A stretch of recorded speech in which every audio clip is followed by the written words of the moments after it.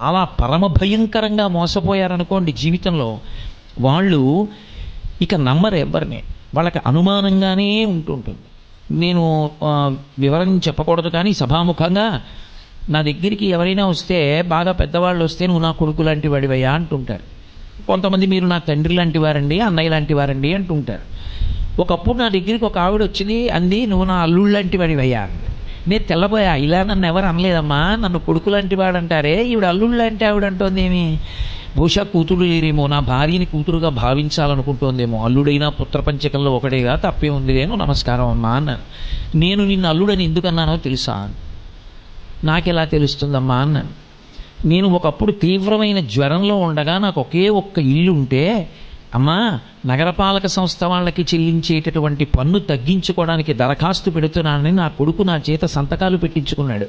ఇల్లు తన పేరు మీద మార్చుకుని నన్ను తీసుకొచ్చి రహదారి మీద వదిలేశాడు. నా కూతురు అల్లుడు నన్ను పోషిస్తున్నారు. అందుకే నాకు కొడుకు అన్న మాట అంటే అసహ్యం పుట్టింది. నిన్ను కొడుకు అనలేదంట. వేటు పడడము అంటే అది. అసలు కొడుకన్న మాటను ఆవిడ నమ్మలేకపోయింది. ప్రపంచంలో అలా ఏ తల్లి అందో. కుపుత్రో జాయి తత్వచితపి కుమాతాన భవతి అంటారు శంకరాచార్యుల వారు. అటువంటిది ఆవిడకి కొడుకన్న మాట అంటే అసహ్యం ఏర్పడింది.